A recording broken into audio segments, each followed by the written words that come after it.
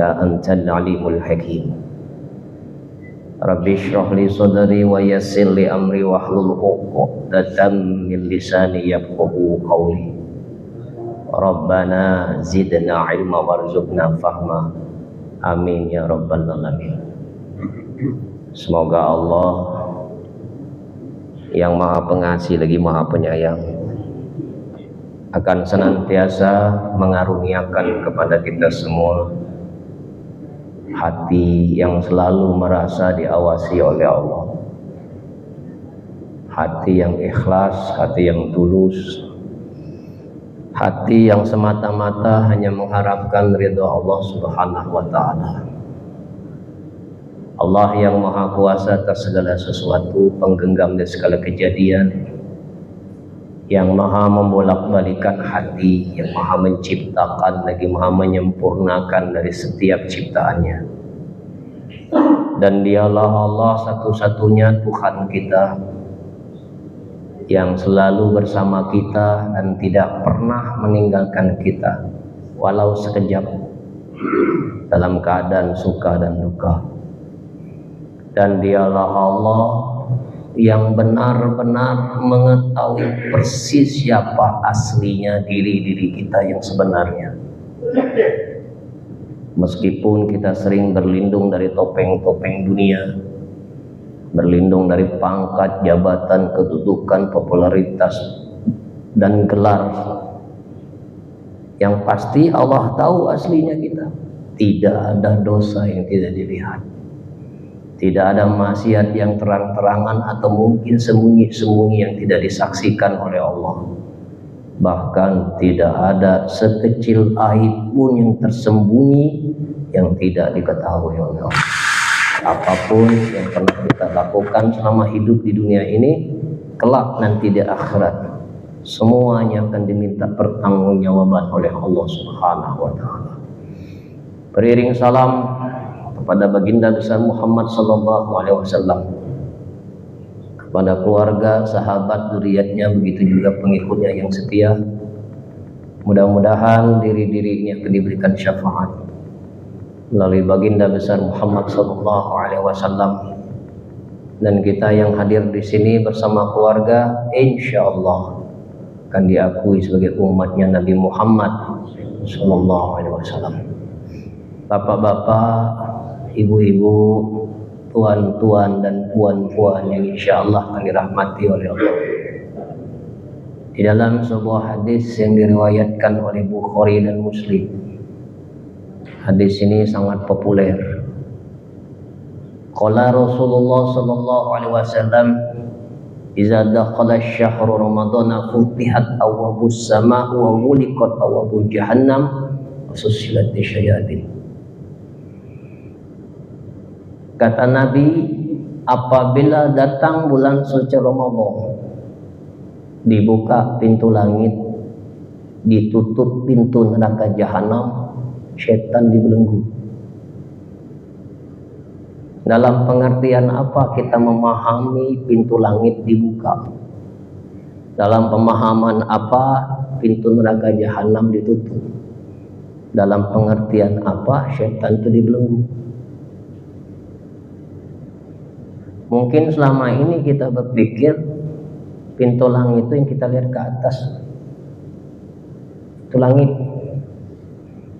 Yang kita lihat neraka jahanam itu api yang membara, yang bakar tubuh kita ini. Setan dibelenggu itu yang kita pikir kuntilanak, genderuwo, pocong. Bukan. Itu kias. Bukan begitu yang dimaksudkan Nabi itu. Yang dimaksudkan Nabi, pintu langit terbuka itu terbukanya rahmat Allah, terbukanya kesadaran diri, terbukanya jalan kebaikan. Kenapa dibuka oleh Allah pintu langit itu di bulan suci Ramadan? Karena di dalamnya ada perintah puasa. Sebagaimana Allah berfirman di dalam surah Al-Baqarah 183, A'udzubillahi minasyaitonir rajim. Bismillahirrahmanirrahim. Ya ayyuhallazina amanu kutiba alaikumusiyam kama kutiba alal ladzina min qablikum la'allakum tattaqun. Nah, yang disapa oleh Allah itu, hai orang yang beriman, berpuasalah kalian yang telah diwajibkan atas dirimu seperti orang-orang sebelum kamu agar kau bertakwa. Jadi main goal kita itu bukan haus lapar ya, tapi main goal kita dalam puasa itu supaya jadi orang takwa. Nah, untuk menjadi orang yang takwa itu memang harus disengsarakan dulu tubuh ini. Maka kata Nabi, jahidu anfusakum bilju', perangilah dirimu itu dengan lapar. Lapar di sini maksudnya penderitaan.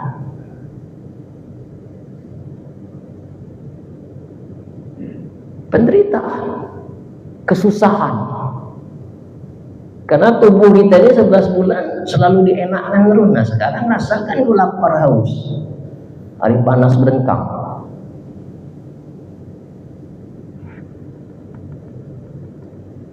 Nah, maka di dalam bulan suci Ramadan ini dibuka pintu rahmat, ramai masjid, ramai majelis taklim di mana-mana, terdengar suara lantunan Al-Quran, ibu, bapak, wah ada putus.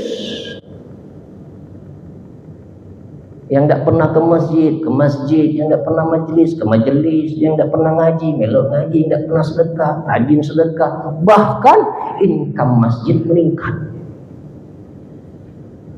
Itu yang terjadi. Tapi saya cuma di bulan suci Ramadan. Itulah yang sangat disayangkan. Kenapa engkau merasakan kebaikan itu hanya di bulan suci Ramadan? Kenapa kita ini jadi orang soleh cuma di bulan suci Ramadan? Kenapa kita merasa diawasi oleh Allah ketika di bulan suci Ramadan? Bukankah Allah itu bersama kita di mana saja, kapan saja, dan selalu bersama kita, mengawasi kita setiap saat. Wa huwa ma'akum ainama kuntum wallahu bima ta'maluna basir. Allah bersama kita dimanapun kau berada. Allah tahu apa yang kau kerjakan.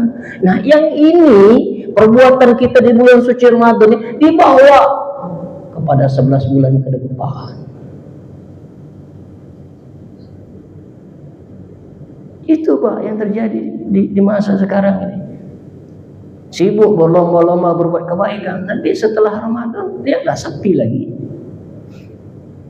Soal ibu-ibu yang tadarusan hilang dari peredaran. Bapak-bapak juga sama, income masjid menurun drastis. Bukan begitu, kita baru disebut beragama, belum bertuhan gitu. Padahal di bulan Ramadan dengan di bulan yang lain Allah tetap bersama kita, mengawasi kita. Padahal di luar masjid, di dalam masjid Allah tetap mengawasi kita. Kenapa kita masuk masjid atau nampak seperti orang soleh-soleha? Karena merasa kita diawasi oleh Allah. Keluar dari sini gibahin orang lagi. Keluar dari masjid ini ngatoi wong lagi. Jadi bukan begitu. Kita beragama itu dituntut untuk bertuhan, bertauhid. Karena orang yang beragama belum tentu bertauhid. Orang yang bertauhid pasti dia punya agama. Nah, maka perlunya belajar ilmu tauhid, belajar ilmu tasawuf ini supaya ngerti. Biar kita tuh nggak gagal paham yang kau sebut-sebut itu siapa. Allah yang mana?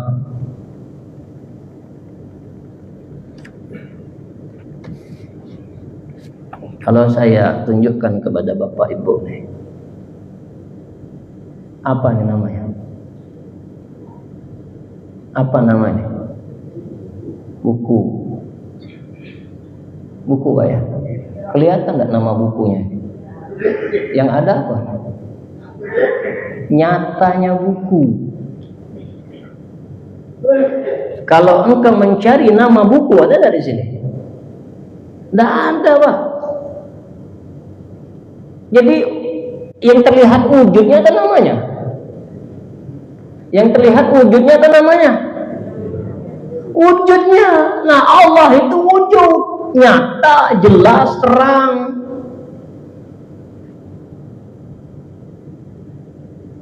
Cuman kita tidak ketemu, saking dekatnya Allah itu tidak bisa melihat.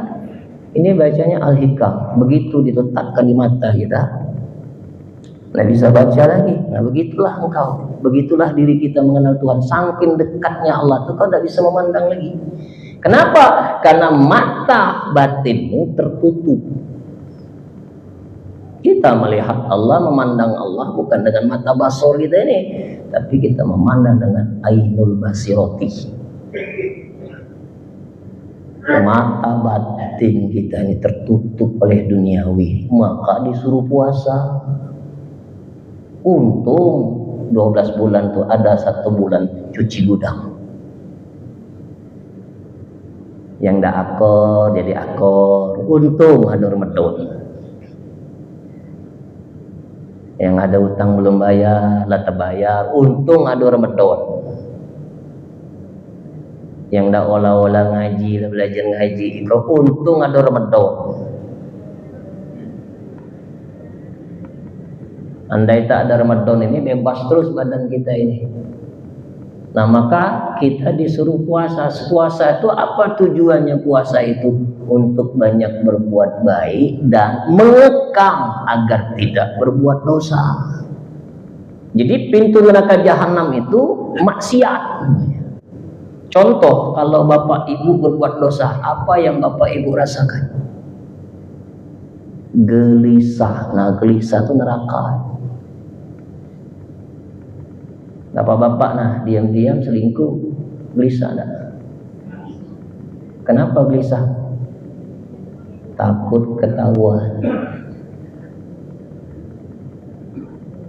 Betul bapak-bapak? Nah. Itu kalau kita buat dosa itu gelisah. Nah, gelisah itu neraka. Maka orang yang hatinya tentram itu dia cenderung meminimalis dosa. Nah, kalau menghilangkan dosa tidak bisa, namanya manusia gitu nih kan. Setidak-tidaknya minimalis.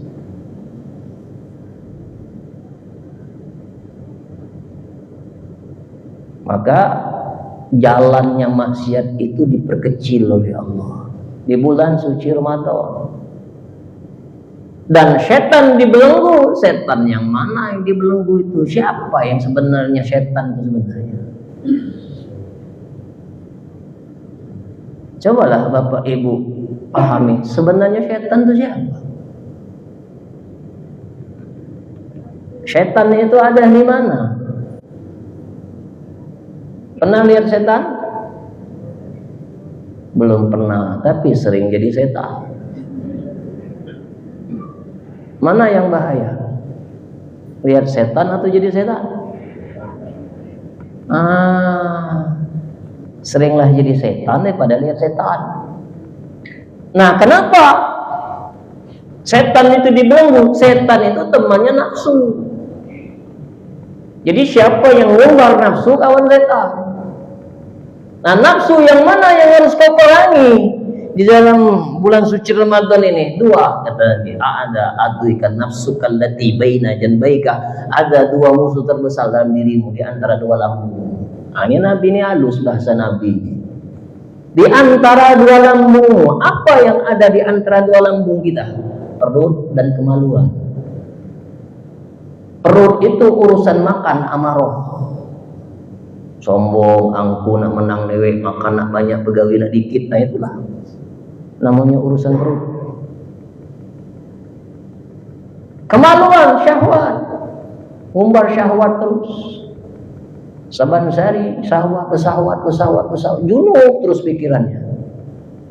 Itu nafsu, itu harus dikendalikan, bukan dihilangkan. Hidup ini kalau tanpa nafsu, hampa lihat dunia. Bapak-bapak, nafsu mati, tidak berselera lihat istri. Dosa apa kau kuntangkan? Resu kunyuk bini, tidak semangat. Kau tak boleh Pak, manfaatkan istri itu. Ibu-ibu juga mati nafsu, tidak silau lagi dengan duit. Aku nyengok duit nih, tidak semangat lagi semenjak belajar tasawuf nih. Nyengok duit tidak silau lagi, tidak semangat. Tapi dikendalikan nafsu itu, ditundukkan nafsu itu, supaya apa? Yang timbulnya nanti nafsu yang dirahmati oleh Allah. Innan nafsa la'amaratun bisu illa ma rahima rabbi. Sesungguhnya nafsu itu cenderung menyuruh kita untuk berbuat buruk, kecuali nafsu yang dirahmati oleh Allah. Nah, bagaimana supaya nafsu itu tunduk? Dipuasakan. Nafsu tidak tunduk dengan zikirmu, nafsu tidak tunduk dengan sholatmu, nafsu tidak tunduk dengan sedekahmu, naik haji bulan-bulan. Tidak, masih pulang haji sombong. Nak dipanggil hajahnya baru noleh.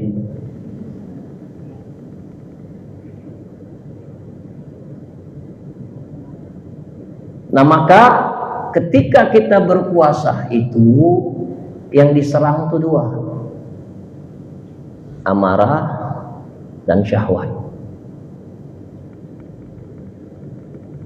Mengharamkan yang halal. Bapak punya istri tak? Punya. Halal atau haram? Halal. Di bulan suci Ramadan di siang hari jadi haram. Jadi jangan macam-macam kamu. Haram ini kamu tuh siang hari tapi. Istri kita saja jadi haram, apalagi istri orang. Nah, benar-benar lah itu nih. Tekwan, pempek, model, lemper, apem, halal haram? Halal. Di bulan suci Ramadan jadi haram. Yang halal saja haram, apalagi yang memang benar-benar zatnya haram. Hebat dah bulan suci Ramadan ini, ngajarkan bersih hati, bersih tubuh. Kenapa? Karena di dalam tubuh kita ini ada syaitan. Maka Nabi mengatakan inna syaitanu yajri min ibni adama majradan fatuiku majariyahu bil ju'. Sesungguhnya setan itu berada di dalam aliran darahmu, maka hambatlah jalannya setan dalam aliran darahmu bil ju', dengan lapar. Lapar atau penderitaan. Lihat orang yang hidupnya penuh dengan penderitaan itu doanya makbul. Mana yang doanya lebih husuk? Orang yang lapang atau orang sempit?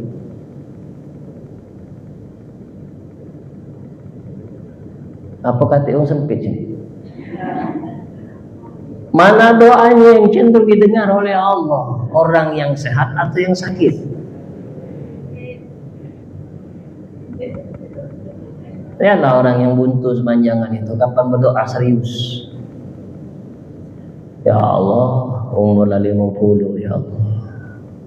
Kapan lagi nikmat dunia yang kau beri, ya Allah? Tunjuklah dikit, ya Allah, sampai nangis-nangis. Benar tak? Rumah masih ngontrak, anak banyak, bini tukang ngomel, ya Allah. Kapan senangnya hidup aku dari kecil sampai setua ini susah terus, sampai berlinang air mata. Saking prihatin hidup dia tadi. Nah, lihat orang yang lapang berdoanya, sing lain ya aku terima, sing lapang, tidak ada keseriusan di situ. Lihat orang yang sakit ketika diuji dengan penyakit, dia berdoa, ya Allah, Engkaulah yang memberikan penyakit, Engkaulah yang Maha Penyembuh. Sungguh-sungguh dia doa. Lihat orang sehat kalau berdoa tidak serius. Bahkan yang dia baca pun tidak paham, cuma hafal saja. Bagaimana tersambung dia antara diri dia sama Allah? Padahal doa itu adalah intinya ibadah.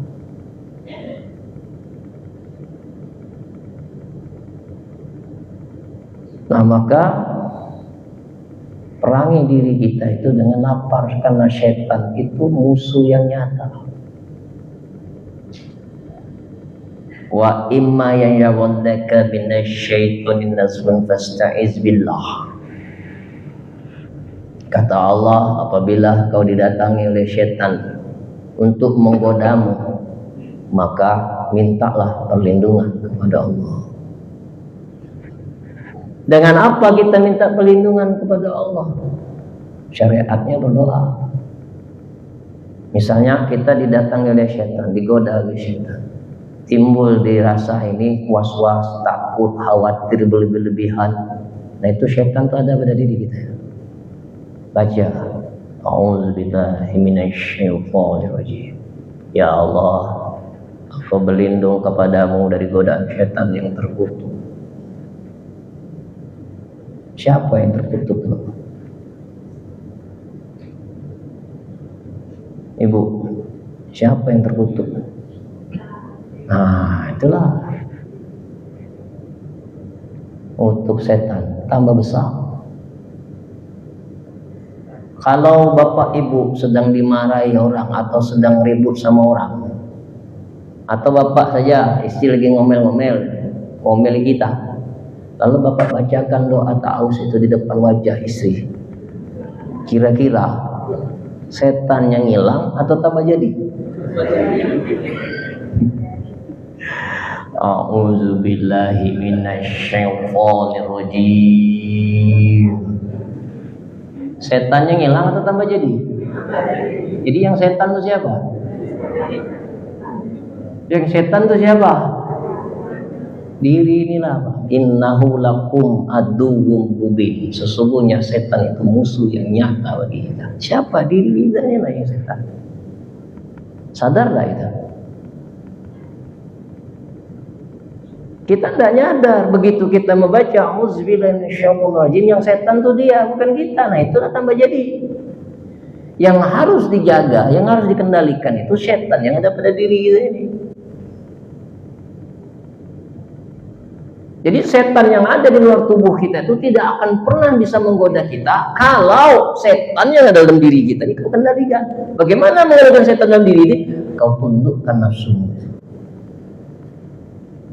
Nah, lihat orang yang banyak masalah hidup, tidak pernah pikiran macam-macam. Yang habis kematian bini, yang habis kematian anak, yang habis kematian suami, lihat nafsunya tidak berperan. Nah, makan. Mah, kita jalan-jalan yuk. Nggak mau, hilang nafsunya. Mah, makan sate yuk. Tuh. Jadi nafsu itu tunduk dengan apa? Penderita. Nafsu itu ditundukkan dengan haus dan lapar. Nafsu itu ditundukkan dengan musibah. Maka orang yang selalu beladas hidup di dunia ini, hati-hati. Nanti diturunkan oleh Allah musibah, biar kau ingat ke Allah. Nak beladas terus, nak senang-senang, hati-hati. Nanti Allah turunkan musibah, baru kau meringik-ringik ke Allah. Nah itu yang disukai oleh Allah. Tangisan seorang hamba merindukan Allah itu lebih disukai oleh Allah daripada doa orang yang dalam keadaan lapar.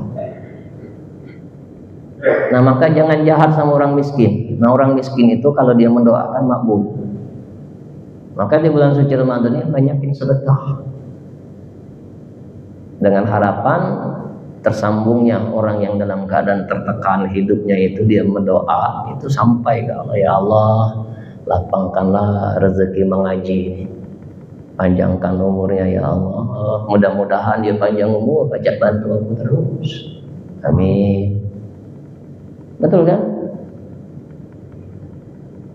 Nah maka ketika sudah nafsu itu sudah tunduk, yang timbul itu nafsu yang dirahmati oleh Allah. Nafsu yang dirahmati oleh Allah ini tidak suka lagi bermaksiat. Yang itulah yang disebut dengan puasa hakikat.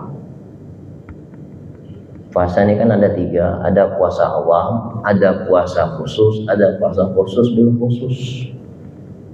Nah, harapan orang yang belajar makrifat itu tidak hanya dia menahan haus dan lapar saja. Yang kebanyakan puasa orang awam itu cuma dapat haus dan lapar saja. Kamin so'imin laisa lahu siyami yaju wal atosh.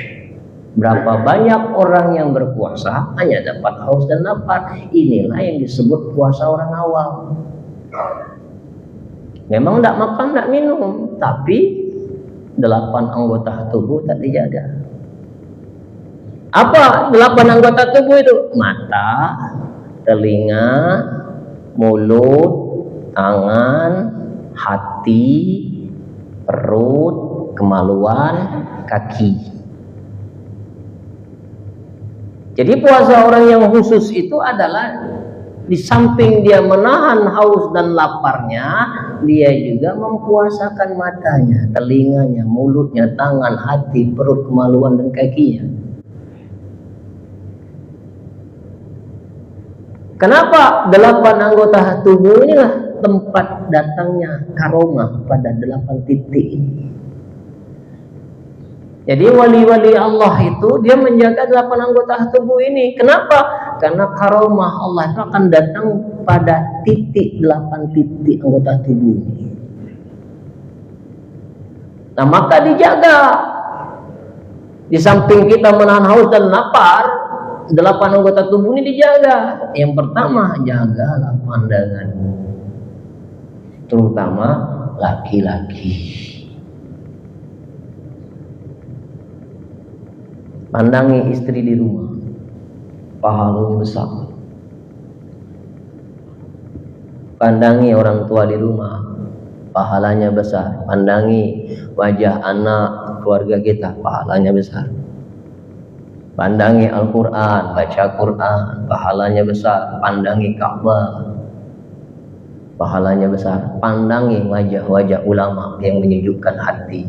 Kenapa? Terpancar cahaya ilahi darinya menular ke kita. Jadi jaga pandangan kita, pandanglah yang dihalalkan. Pandang istri kita, jangan mandang istri orang, pandang istri kita. Mandang bini wong, apa gawe? Jahat-jahat tuh bini kamu, yang jago anak kamu, yang melihara harta kamu, yang jago harkat martabat diri kita, itu istri. Maka makin tua bapak-bapaknya atau bapak-bapaknya harusnya makin harmonis. Bapak-bapak jangan cuek sama bini. Ayolah tua juga Ustaz. Bukan masalah tua tak tua. Makin tua, kebersamaan kita bersama pasangan kita tuh makin sedikit waktunya. Bapak-bapak jadi akor-akor sama orang rumah, jangan galak dimarahi. Mentang-mentang lah tua, dimarahi terus, salah dikit dimarahi, salah dikit dimarahi. Jadi betina serba salah, tak minta cerita tua. Jadi nahan diri terus, nah jangan Pak. Sayangilah istri itu. Itulah tanda bahwa kau puasa atau hidup. Bahwa puasa kita itu diterima oleh Allah. Apa? Tingkat kasih sayangnya itu meningkat. Kenapa? Nggak enak lapar tuh, nggak enak haus tuh, nggak enak kalau dicubit tuh sakit. Maka jangan nyubit orang, jangan buat orang lapar, kenyangkan perut orang. Kenapa? Dalam keadaan lapar inilah mereka berada dalam kerajaan langit. Maka kata Nabi mengatakan, la yadkhulu malakutis sama mala abatanah.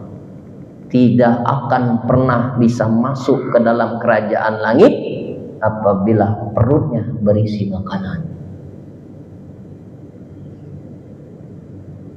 Jadi lapar itu adalah untuk menyampaikan diri kita kepada alam kerajaan langit. Apa maksudnya berada dalam kerajaan langit? Peka. Bukan peka. Peka. Peka itu apa artinya? Sensitivitasnya itu tinggi. Mudah merasakan. Bukan merasa pintar, tapi pintar merasakan. Sensitivitasnya hidup. Mudah kasihan, mudah susah lihat orang susah, senang lihat orang senang. Ini kebalik. senang lihat orang susah, susah lihat orang senang. Itu namanya pendengki. Nah, sifat pendengki ini sudah berkembang biak dalam diri kita ini. Maka sumber dari dosa itu apa? Iri. Maka pioner sponsornya sombong iri itu iblis. Maka ketahuilah apabila di dalam diri kita itu ada terlintas di hati, aku lebih baik daripada dia. Ketahuilah engkau sudah menjelma iblis. Engkau telah menjelma jadi pewaris iblis, laknatullah. Maka Nabi mengatakan, roja'na jihadul asghari ila jihadul akbar. Kita telah kembali dari perang yang kecil menuju perang yang besar. Jadi perang melawan orang kafir di zaman itu tuh kecil perang itu, kata Nabi. Kita menuju perang yang lebih besar daripada itu. Qalu wa ma jihadul akbar ya Rasulullah. Kemudian ditanya Rasulullah, apakah jihad yang besar itu ya Rasulullah? Qala jihadul qalbi wa jihadun nafsi. Jihad menjaga hati dan jihad melawan nafsu. Apa jihad melawan hati itu? Jangan ada sifat merasa diri lebih baik dari orang. Nah, itu dulu pegang. Jadi kalau ada di dalam diri kita nih, walau kau penghafal Quran, baca Quranmu bagus, kau keluaran Timur Tengah, doktor, profesor. Nah, kalau di dalam hati kita nih Pak, ada terlintas, aku lebih baik daripada dia. Hati-hati, kau tidak lebih hina daripada pemaksiat. Itu jaga hati. Jadi kalau kita duduk sama orang, jangan kau pandang dengan pandangan mengecilkan, merendahkan, meremehkan. Kau pandanglah diri mereka itu bahwa aku ini lebih buruk daripada dia. Qul innan nafsi syarrun nas. Jadilah orang yang paling buruk dalam pandangan diri. Tidak boleh memandang orang itu buruk kita benar, orang buruk kita baik. Tidak boleh seperti itu. Nah ini Pak Bu, yang menjaga hati jangan merasa lebih baik orang, memang sulit. Apalagi yang seperti kami ini, cenderung ujub tuh banyak. Cuman harus sadar kita. Kenapa penyakit ujub ini lebih besar dosanya daripada penzina, lebih besar dosanya daripada pembunuh? Kenapa? Ujub ini syirik. Laulan takunu tusnibu khositu alaikum huwa min akbari min zalik. Kata Nabi, aku khawatir andaikan manusia itu tidak ada yang berbuat dosa, yang akan aku khawatirkan atas diri kalian, kalian akan berbuat dosa yang lebih besar daripada dosa maksiat itu. Al-ujubah, al-ujubah, ujub. Nah, siapa yang sering ujub? Nah, setelan-setelan soleh seperti kita nih lah, yang merasa sering ke masjid, lihat orang yang belum ke masjid, kau mandang dia dengan pandangan merendahkan. Calon neraka nih orang-orang. Kau yang neraka. Bakal penghuni neraka nih orang tak sholat. Nah, boleh lihat orang baca Quran salah, langsung kau cibir. Baca nih lagi salah. Hati-hati kau. Sedekah cuma 2.000. Aku 100.000 beda sombong. Hati-hati. Kau udah tahu di balik 2.000 tuh 200.000 diselipinnya. Malu kau. Itu Pak. Bini sian kati antanan. Jangan. Nengok bini wong banding-banding sama bini gitu. Enggak boleh. Enggak boleh. Itu bapak-bapak, ibu-ibu. Jadi jangan memandang orang dengan pandangan merendahkan, meremehkan. Kenapa? Orang yang selalu merasa diri lebih baik itu sombong. Al-kibri batrul haqqo wa ghamtun nas. Kata Nabi, orang sombong itu sulit menerima kebenaran dan suka meremehkan orang. Alah, omongan apa? Nah itu, kau sudah jadi iblis. Kau sudah jadi iblis, Pak. Komentator. Nah, kita sudah jadi iblis. Nah, hati-hati. Setan ini menguasai kita nih setiap saat karena berada dalam aliran darah kita. Setan itu bukan sosok, Bapak Ibu. Iblis itu bukan sosok. Dajjal itu bukan sosok. Iblis, Dajjal, setan itu adalah sifat.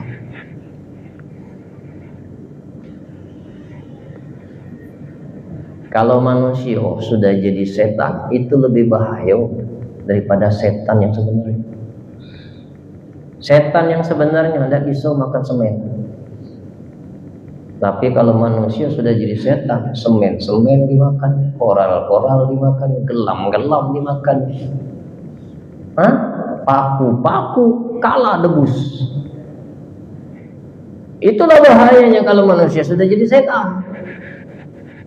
Nah maka sadarin kita ini, benarkah diri kita ini manusia atau kita ini manusia berwujud setan? Nah, manusia berwujud setan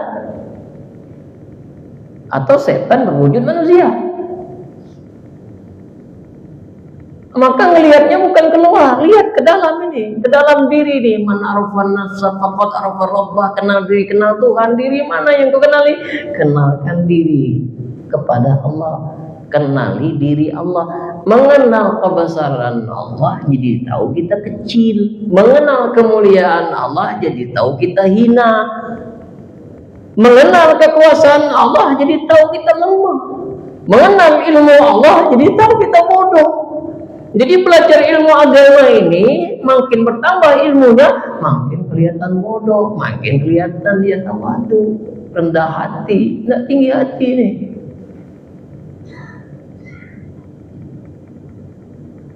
Nah itu Bapak. Yang kedua, melawan nafsu.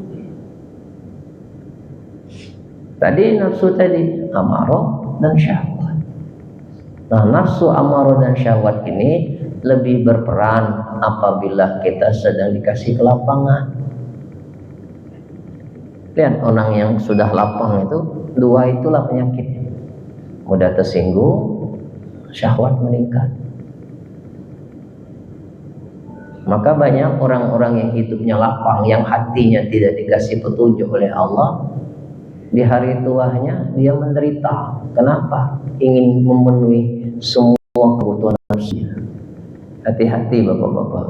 Apabila kita sudah keseringan berbuat maksiat, dua yang bakal dibuka oleh Allah. Yang pertama, dibuka oleh Allah aib kita. Yang kedua, dimatikan dalam keadaan maksiat. Jadi ada cerita nih, bapak-bapak umur sudah 50 masuk 60. Karena istrinya tidak produktif lagi. Karena dia tidak bisa menahan nafsu syahwatnya. Jadi tiap malam keluar jajan. Dilarang oleh istri, dilarang oleh anak marah. Akhirnya didiamkan oleh anak istri. Berjajan terus tiap malam. Apa yang terjadi? Mati dalam keadaan berzina. Mati di atas perut pelacur. 7 turunan malu dia. Nah jadi bapak-bapak, kalau nak membuat macam itu, pikirlah dong. Umur kita sudah tua. Nafsu wae yang ada tenaga nak ganti, akhirnya mati. Malu Pak. Aib, maksiat, 7 turunan. Bapak kau mati di pucuk perut, kakek kau mati di pucuk perut. Sudahlah, kalau umur sudah di atas 40, banyaklah fokus ke akhirat. Kenapa? Karena umur umat Nabi Muhammad itu di antara 60 sampai 70. A'maru ummati ma baina sata'ina ila sab'ina wa aqullu umma yajuzul dzalik. Kata Nabi, umur umatku itu antara 60 sampai 70. Sedikit orang yang melewati angka itu. Tapi aku 60 Ustaz, nunggu hari. Aku 70 Ustaz, nunggu hari. Nunggu hari, pasti mati. Cuman yang jadi masalah itu, maza ada telah bekal apa yang kau bisa persembahkan kepada Allah sebelum mati. Bisakah kita sebelum mati yang menakutkan ini timbul rasa kerinduan kita kepada Allah? Nah, yang belum timbul pada diri kita ini, kerinduan kita pulang ke Allah itu belum ada. Yang ada apa? Takut. Karena memang selama ini kita didogma kematian itu menakutkan. Padahal dalam pandangan tasawuf, pandangan sufi itu, kematian itu dirindukan. Siapa yang rindu dengan kematian? Nah, tak ada, takut takabur. Siapa yang takut mati di sini?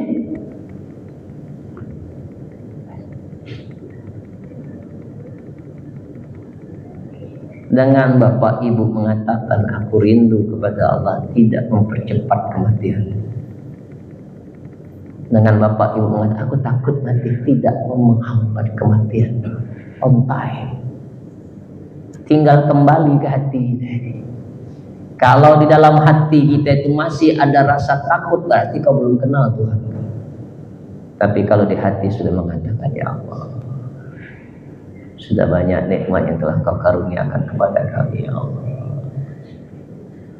Terharu dengan kebaikan Allah, rindu dengan kasih sayang, atau tanda dia sudah melihat, memandang Allah. Kenapa dia memandang Allah? Karena dia dipandang oleh Allah. Syarat kita bisa memandang Allah itu adalah kita dulu harus dipandang oleh Allah.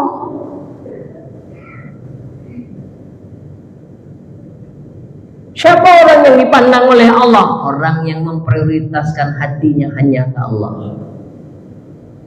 Jadi kalau kita ingin diprioritaskan oleh Allah, bagaimana engkau memprioritaskan Allah? Allah akan memperlakukan sama seperti apa yang kau lakukan. Jadi kalau Allah itu kau letakkan peringkat 17, tidak bisa kau diprioritaskan oleh Allah. Tidak diangkat derajat. Tidak diprioritaskan oleh Allah. Kenapa?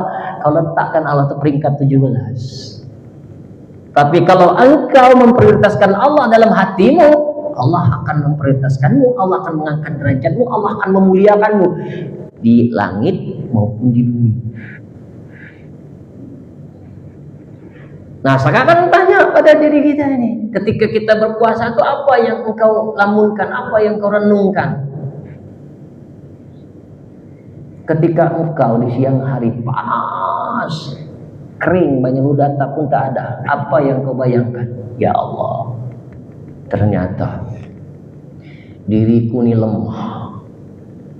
Tidak ada kekuatan yang bisa menghilangkan haus ini kecuali Engkau, ya Allah. Ketika engkau lapar juga engkau merasakan, ya Allah, betapa lemahnya diriku ini. Aku tidak bisa membuat perutku jadi kenyang kecuali Engkau, ya Allah. Nah, makin kenal pada diri ini, makin kenal kebesaran Allah. Tidak enak jadi orang haus, tidak enak jadi orang lapar. Timbullah rasa kasih sayang. Laqad ja'akum rasulun min anfusikum azizun 'alaihi ma 'anittum harisun 'alaikum bil mu'minina raufur rahim. Telah ada seorang rasul dalam dirimu dari kaummu sendiri, teramat berat penderitaan yang kau alami. Dia menginginkan keimanan dan keselamatan, dia pencinta orang-orang yang beriman. Jadi kalau hati itu sudah hidup karena sudah dibakar dengan lapar dan haus, maka yang timbul di situ nanti nurani. Nurani itu nur aini. Nur itu cahaya, aini itu mata. Jadi mata yang bercahaya. Apa maksud mata yang bercahaya? Mata yang bisa tembus kepada akhirat. Mata yang bisa tembus kepada Allah. Itu yang disebut nurani. Nur aini, mata yang penuh dengan cahaya. Jelas. Jadi dia tidak memandang lagi dengan mata basornya, tapi dia memandang dengan basyoti. Dengan apa? Mata batinnya hidup. Nah, orang yang mata batinnya hidup ini orangnya pasti baik, pasti rendah hati, pemurah, suka bantu orang. Kenapa? Karena dia yakin yang dia miliki itu bukan milik, tapi cuma dititipin. Ada tak beda orang yang nyimpan uang 1 triliun dengan orang yang nyimpan uang 100.000? Ada nampak tak di badan orang itu?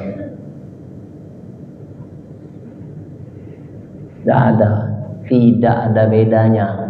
Orang yang nyimpan uang 100.000 dengan 1 triliun tidak ada beda. Yang membedakan manusia itu di hadapan Allah bukan 100.000, 1 triliunnya. Inna akramakum indallahi atqakum. Siapa yang paling kenal dengan Allah, siapa yang paling dekat dengan Allah, itulah yang dimuliakan oleh Allah. Jadi jangan silau Pak dengan penampilan, jangan silau dengan gelar, bukan. Kalau kita silau dengan hal yang demikian, berarti hati kita masih kebendaan, masih suka dengan tipuan. Gelar itu tipuan Pak, kedudukan itu tipuan, anak istri yang kita lihat itu tipuan semua, fata morgana. Kapan engkau telah merasakan bahwa istri, anakmu, gelar, kedudukan yang itu tidak ada? Ketika engkau mau menjelang sakaratul maut, semuanya hilang. Punya rumah, ngerasa tidak punya rumah. Punya mobil, ngerasa tidak punya mobil. Punya anak, ngerasa tidak punya anak. Punya istri, ngerasa tidak punya istri. Tidak bisa apa-apa. Siapa yang kau hadapi ketika engkau di titik itu? Allah. Baru kau lihat Allah itu nyata. Tapi bukannya terlambat. Kenapa engkau tidak memandang Allah ketika engkau sehat?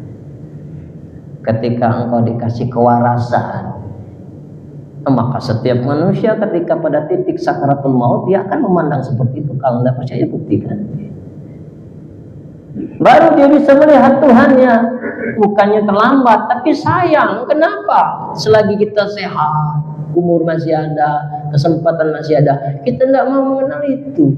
Begitu nanti pada titik kita akan berada pada titik itu, engkau akan merindukannya. Ya Allah, aku siap, silakan ambil nyawaku ya Allah. Ibu, kalau bapak, ibu kalau mati mau diundang atau dijemput?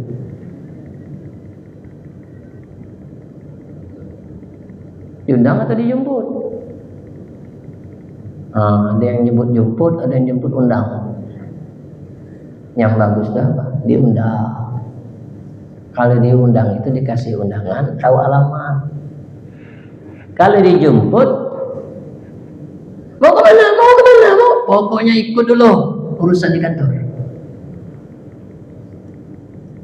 Mana bapak dijemput?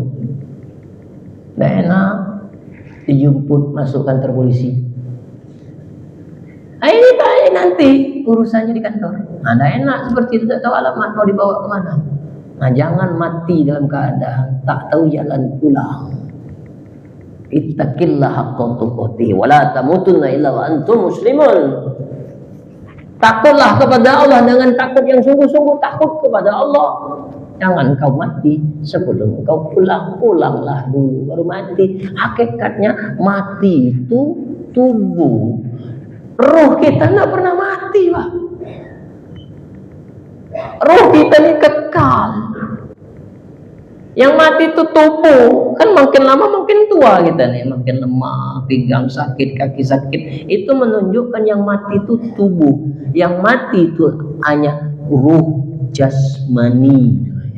Ruh jasmani kalau meninggal sudah selesai, tapi ruh kudsi yang ada pada diri kita tidak pernah mati, dia kekal bersama Allah. Nah, jadi ibu-ibu, bapak-bapak, tidak usah takut mati. Rindukan Allah sebelum kau mati. Bagaimana supaya kita bisa rindukan? Kenali sifatnya, kenali asmanya, kenali af'alnya. Insya Allah Allah akan memberikan kemudahan kita untuk kembali kepadanya dalam keadaan selamat. Lisohimil farhatan yamrohuhuma. Ada dua perkara yang membuat orang yang berpuasa itu bahagia.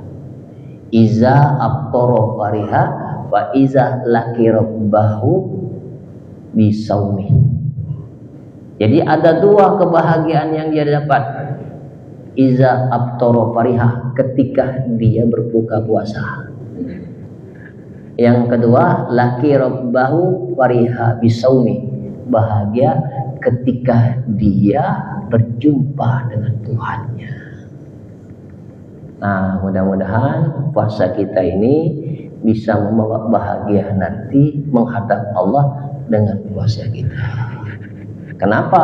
Karena puasa itu milik Allah. Kullu amali bani Adam lahu illal syiyam fa innahu li wa ana ajzibi. Semua amal itu milik manusia kecuali puasa. Puasa itu milikku dan aku yang akan membalasnya. Nah, maka benar-benarlah puasa ini. Mudah-mudahan kita selalu dijaga pandangan kita 7-8 anggota tubuh ini, 8 anggota tubuh ini dijaga oleh Allah dan hati kita juga dijaga oleh Allah. Itulah yang disebut dengan puasa hakikat. Wallahu a'lam bishawab. Nah, silakan Bapak Ibu kalau ada yang ditanya.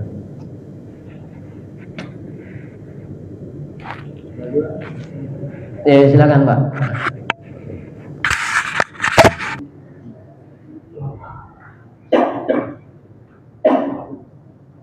Ya, kasih. Biar yang lain juga bisa dengar. Assalamualaikum warahmatullahi wabarakatuh. Assalamualaikum warahmatullahi wabarakatuh. Tadi sudah dicerahkan bahwa segala sesuatu itu adalah milik Allah. Itu dan berkaitan dengan itu. Kalau misalnya ada orang yang meninggal, terus apakah betul itu merupakan musibah? Karena pada umumnya kita mengatakan itu bahwa itu suatu musibah kalau ada orang meninggal. Kemudian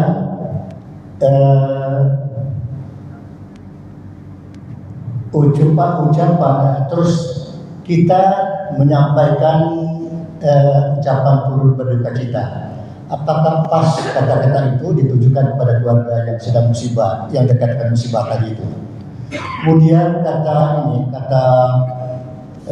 inna lillahi dan seterusnya itu apakah pas juga dikatakan bagi orang meninggal itu? Mohon penjelasan. Ya. Alhamdulillah.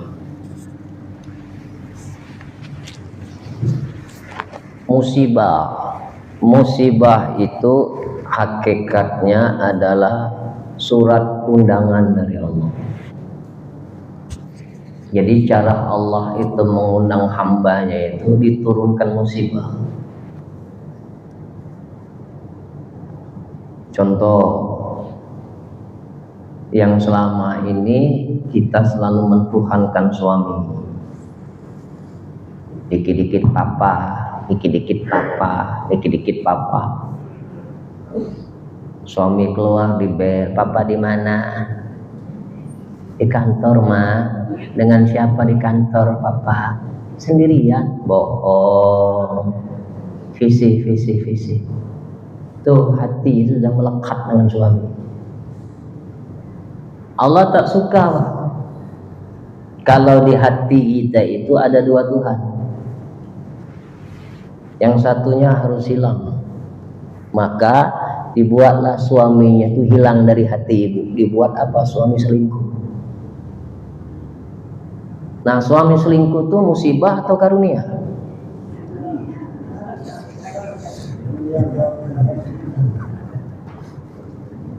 Dengan suami selingkuh, ibu tidak berharap lagi ke suami. Akhirnya rajin majelis taklim, ikut sosialisasi dengan orang lain, belajar ngaji, hadir majelis taklim, banyak fokus ke Allah. Terus, nah kira-kira suami selingkuh itu musibah atau karunia? Kenapa? Nah, berarti paham ibu ini. Jadi kalau suami selingkuh udah usah marah. Udah usah marah. Kenapa? Allah sedang memberikan surat undangan untukmu. Jadi benar, jawabannya apa? Inna lillahi wa inna ilaihi rajiun. Tapi belum ada Ustaz. Iya, semua masalah itu kembali ke Allah. Dari Allah kembali ke Allah. Nah, bagi orang yang nggak ngerti ilmu itu, memang dia selayak mengatakan, kami ikut berduka cita atas musibah yang ibu alami. Alhamdulillah, dengan musibah ini aku jadi sadar. Nah, itu jawaban yang bagus itu. Alhamdulillah dapat musibah ini. Dengan musibah ini aku jadi sadar. Tapi sedikit orang yang bisa memahami ilmu itu. Betul tak? Sedikit, tapi belajar. Kematian istri, alhamdulillah ya Allah, istriku itu disayangkan. Bapak-bapak, alhamdulillah ya itu, alhamdulillah itu diambil oleh Allah, berarti istri kita disayang oleh Allah. Jangan mikir yang macam-macam. Alhamdulillah tetap. Kenapa? Abdul doa alhamdulillah. Doa yang paling abdul itu adalah memuji Allah. Nah, jadi Pak Haji lihat makomnya. Kalau orang tua awam, ya ikutlah kita berprihatin kepada mereka. Pandanglah dengan pandangan prihatin dan beri semangat. Satu Pak, pesan saya, kalau ada orang yang sedang ditimpa musibah, kita datang bertakziah ke rumah mereka, jangan banyak ketawa. Saya pernah ceramah di ahli musibah, ketawa-ketawa orang, marah ya. Kenapa? Tidak menghargai ahli musibah. Harusnya kalau kita bertakziah kepada orang yang sedang ditimpa musibah itu prihatin, merasakan kepedihan orang yang sedang ditimpa musibah. Kenapa? Suatu saat kita juga akan mengalami hal yang sama. Maka saya sangat tidak nyaman kalau kita ceramah dia di sana kakak diketawa di situ. Nah, itu tak punya adab. Nah, jadi Pak, kalau ada orang tertimpa musibah, ya kita ikut prihatin dan diberikan semangat dan motivasi. Ya, itulah Pak Haji. Ada lagi yang lain? Nah, ibu-ibu. Assalamualaikum warahmatullahi wabarakatuh. Waalaikumsalam warahmatullahi wabarakatuh. Saya ini ada hubungan sama kemarin dengan yang sekarang. Iya, ano. Jadi kemarin kan, jadi di situ dikatakan bahwa seorang janin yang dibesarkan dari ibu hamil yang asupan makannya dari yang tidak halal, sehingga akan menjadi mengalir darahnya itu ke janin bayi tersebut. Hubungannya dengan pertanyaan hari ini, apakah bayi atau anak itu kelak bisa mendapatkan rahmat atau bisa berbuat baik, dimuliakan oleh Allah? Terima kasih Ustaz. Sama-sama. Kullu jismin tamatam min suhti fannaru aulabi. Kata Nabi, tubuh yang tumbuh dari harta haram, neraka tempatnya. Jadi Nabi itu telah memberikan isyarat, kalau kita ingin mendapatkan anak yang soleh dan soleha, jaga makan. Jaga makan itu. Karena syariatnya seperti itu. Kalau dalam pandangan hakikat tidak ada yang mustahil bagi Allah.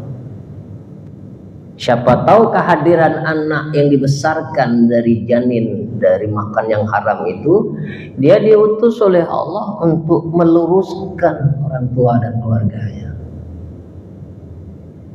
Contohnya Nabi Ibrahim. Bapaknya, siapa bapaknya? Penyembah berhala. Bapaknya pembuat patung berhala, tapi anaknya Nabi. Tapi secara syariatnya, kasih makan anak istri kita itu dengan yang halal. Kadang orang tua kasih anak makan yang halal, kadang juga masih ngubeng anaknya. Kenapa? Lingkungan. Jadi susah kita ini. Di depan kita anak tuh manut sama orang tua. Di belakang liar. Kita tidak tahu apa yang dia kerjakan di luar. Kenapa? Kita tidak bisa melihat. Tapi bagaimana supaya hati kita tenang ini? Titipkan anak itu ke Allah. Ya Allah, aku tidak bisa jaga anakku 24 jam. Tapi Engkau yang maha menjaga. Engkau yang maha memelihara. Jaga anakku ya Allah. Jadi hati kita ini tetap bersandar kepada Allah. Walaupun kita cinta kepada anak istri kita, keluarga kita, tapi hatimu tidak boleh dicuri karena cintamu kepada makhluk. Bapak cinta tak sama istri? Ya, cinta Pak ya? Ada istri di belakang tuh Pak? Cinta. Jangan, harus besar-besar. Cinta. Kalau cinta bapak tak dibalas oleh istri, marah. Bapak-bapak yang lain marah tak? Kalau cinta bapak ini tak dibalas oleh istri.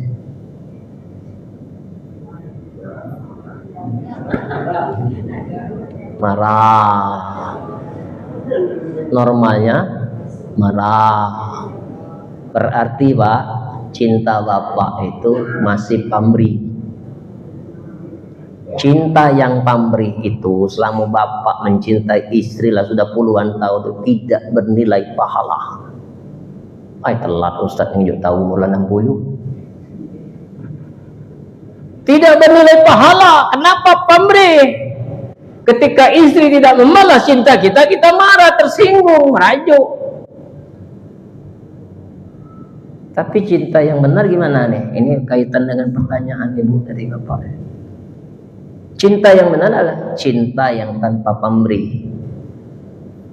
Cinta yang abadi membawa pahala di sisi Allah. Bagaimana? Kenapa bapak mencintai istri bapak? Karena istriku tuh baik, karena istriku tuh soleha, bisa melayani aku, bisa menjaga nama baikku, bisa memelihara anakku hingga anakku jadi sehat, jadi soleh-soleha. Itu masih pamrih. Tapi kalau bapak ditanya, kenapa bapak mencintai istri? Karena istriku itu milik Allah. Nah, jadi cintanya ke Allah dulu, baru ke makhluk. Kita ini ke makhluk dulu, baru ke Allah. Karena istriku itu milik Allah, mau baik, mau buruk dia ke saya, aku tetap cinta padanya. Kenapa? Karena istriku itu milik Allah. Nah, cinta yang seperti itu Pak membawa pahala. Sama lah kita seperti anak. Kita punya anak kecil dididik, dipelihara, besar jadi sukses. Begitu kita sudah tua sendirian, anak kita sudah kemana-mana. Begitu kita sakit ngomong, nak pulang nak, mama sakit nak, maaf mak belum bisa pulang, sibuk sakit hati. Itulah yang bapak ibu alamin. Oh, manalah anak aku ni. Demi kok kata yang datang ni, oh, ya Allah. Kenapa? Ibu berharap ke makhluk, bapak berharap ke makhluk. Nak apa-apa.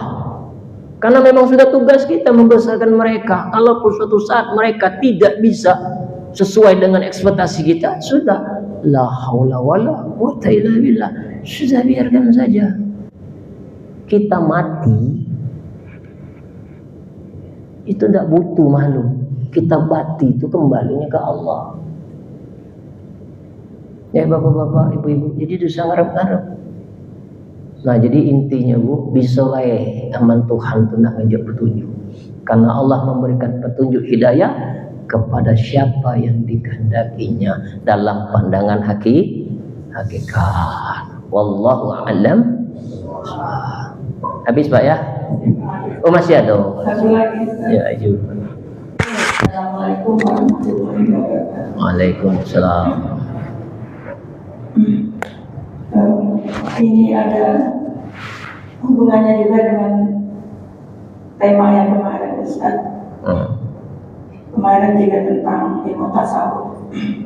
Begini, sesuai uraian yang hari ini, bahwa jika kita ingin dipandang Allah, kita harus juga merasa dipandang Allah.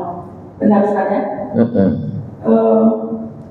Kemarin sempat saya tanyakan tentang kalau kita merasa ingin berdialog ke Allah, sebaiknya kita juga harus merasa bicara sama Allah atau berdialog, maka kita juga akan dijawab. Kemarin sebenarnya pertanyaan saya tidak katakanlah tidak memuaskan jawaban dari Ustaz, karena saya merasa Allah menjawab, dialog kita itu bisa dijawab, tapi ternyata jawabannya itu hanya dimiliki jawaban itu oleh para nabi, terutama Nabi Muhammad ketika berisra Mi'raj. Apakah benar pendapat saya kalau Allah memang menghendaki seorang hamba bisa berdialog kepada kita, kenapa tidak mungkin? Ketika seorang hamba itu benar-benar dia ingin berdialog dan Allah meridhoi, kenapa tidak mungkin? Bukankah Allah maha mungkin?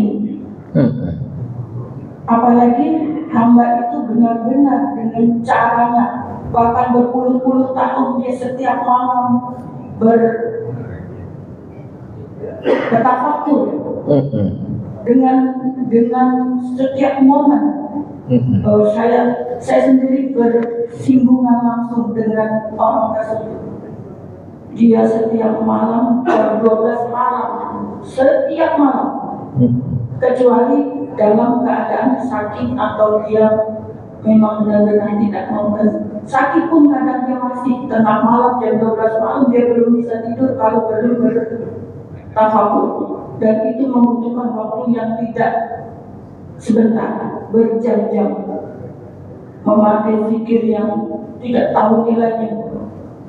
Saya setiap hari itu menyaksikan, kenapa jawabannya tidak mungkin jika Allah maha mungkin bisa menjawab setiap dialognya. Pertanyaan saya, apakah salah pendapat ini? Apakah benar orang yang berdialog itu mungkin dia berdialog dengan jin katanya, dengan bukan Allah? Saya juga penasaran bagaimana cara menjawab masalah ini. Terima kasih. Wassalamualaikum warahmatullahi wabarakatuh. Wassalamualaikum warahmatullahi wabarakatuh. Kita ini Bapak Ibu yang saya hormati, setiap saat Allah itu berdialog dengan kita. Cuman dialog Allah itu tenggelam oleh hawa nafsu. Allah itu setiap saat Pak berdialog dengan kita. Cuman kita ini tenggelam karena hawa nafsu, sehingga dialog-dialog Allah yang ada pada diri ini tidak direspon oleh diri kita. Kenapa? Karena hati masih kotor. Jadi orang yang bisa berdialog dengan Allah itu hati bersih, bening. Ibarat satu gentong akan tidak bisa melihat isi gentong kalau air itu butek. Tapi kalau air itu bening, dia akan bisa tahu apa yang ada di dalam isi gentong itu. Syaratnya bening dulu hati. Dengan salah satu apa membeningkan hati? Tafakkur, tazkiyah an-nafs, membersihkan hati dengan bertafakur. Maka Nabi mengatakan istafik qalbak, mintalah petua kepada hatimu. Kenapa tidak mengatakan mintalah petua kepada Allah? Yang mewakili Allah dalam diri kita tuh qalbu, hati. Itu yang disebut hati nurani yang kukatakan tadi. Jadi kalau hidup kita ini masih dikelilingi dengan duniawi, maka sulit kita akan bisa berdialog dengan Allah itu. Wa nahnu aqrabu ilaihi min hablil warid. Sesungguhnya kami ini lebih dekat daripada urat leher. Nah, maka belajar tasawuf ini tidak cukup cuma dengar duduk pulang, dengar duduk pulang. Harus ada mujahadah, harus ada riyadu. Maka ketika seseorang murid telah menjadi murid dari seorang mursyid, maka mursyid itu akan memberikan amalan, diijazahkan amalan itu kepada muridnya. Kenapa? Karena mursyid itu memberikan ijazah amalan itu sesuai dengan mata batinnya. Saya ngasih amalan ke ibu, belum tentu yang sebelahnya sama. Kenapa? Mursyid itu tidak memandang zuhir, memandang batinnya. Ibu cocok ngamalkan ayat ini, surah ini, baca satu hari 5.000. Kapan bagawinya Ustaz? Pokoknya tidak usah dibantah. 5.000 kerjakan.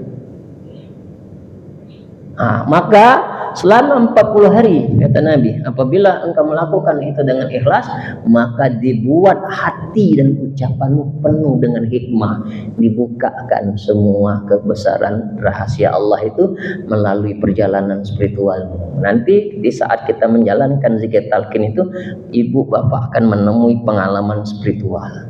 Nah, itu perlu dibimbing. Kalau kita berjalan berwirid sendiri tanpa bimbingan seorang mursyid atau guru, maka cenderung akan tersesat. Kenapa? Hamba dan tantangannya banyak. Tapi kalau kita dibimbing oleh seorang guru yang bisa memimpin kita untuk menuju wusul ilallah, maka dia akan dipermudah oleh Allah. Sebagaimana kalau kita ingin mendaki gunung, mana yang lebih cepat sampai, dengan juru kuncinya atau pergi sendiri?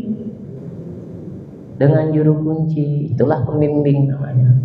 Nah, jadi benar Bu, tidak harus Nabi yang berdialog, kita juga bisa berdialog kepada Allah. Catatan, hati bersih. Nah, cara hati bersih itu nanti ada terapi. Kalau di sini tidak bisa saya buka pribadi. Habis. Allahumma salli ala sayyidina Muhammad wa ashghili zalimin bizzalimin. Allahumma salli ala sayyidina Muhammad wa ashghili zalimin bizzalimin wa akhrijna min bainihim salimin wa ala alihi wa sahbihi ajma'in. Ya Allah, ya Tuhan kami yang maha pengasih lagi maha penyayang, inilah hamba-hambamu yang berlumur dosa, bergelimang maksiat. Kini memohon kepadamu, wahai yang maha mendengar, betapapun kami tidak dapat melihatmu, tapi bukankah engkau sedang menatap kami? Kau tahu sekelam apapun masa lalu kami. Kau pun tahu dari setiap kebusukan hati kami yang sering menyombongkan apa-apa yang telah kau titipkan kepada kami. Hati penuh dengan kedengkian, iri, hasud, riya, sum'ah, ujub, cinta dunia, takut mati. Ya Allah, Kau tahu mata kami sering maksiat. Kau tahu telinga kami penuh dosa. Dan Kau pun tahu orang-orang yang pernah terluka analisan ini. Ya Allah, karuniakanlah kepada kami semua ampunan-Mu. Ampuni sekelam apapun masa lalu kami. Ampuni dari setiap kebusukan hati kami. Allahumma inna nas'aluka taubatan nasuha ya Allah, wa taubatan qablal maut, wa rahmatan 'indal maut, wa maghfiratan ba'dal maut. Allahumma hawin 'alaina fi sakaratil maut wa najata minan nari wa huwal hisab. Allahumma fil lana dzunubana wa liwalidina warhamhum kama rabbauna shighara. Wal muslimina wal muslimat wal mu'minina wal mu'minat al ahya'i wal amwat innaka la kulli syai'in qadir. Ya Allah, sampai kapanpun kami tidak akan pernah berhenti mendoakan ibu bapak yang telah membesarkan kami dengan darah keringat mereka, membanting tulang pagi dan petang demi kami. Bahkan ada orang tua yang mendekati neraka hanya berjuang untuk menafkahi kami.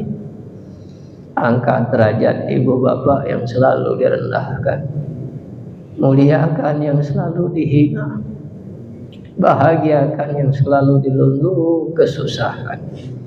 Bayarkan orang tua ini hipit hutang piutang. Sembuhkan orang tua yang saat ini sedang terbaring sakit ya Rabb. Engkau yang maha tahu sisa umur mereka. Andai Engkau wafatkan mereka, wafatkan dalam keadaan husnul khatimah, ketika hatinya telah memaafkan kami, ketika hatinya telah ridho kepada kami. Ampuni kami ya Rabb yang sering mengecewakan ibu bapak.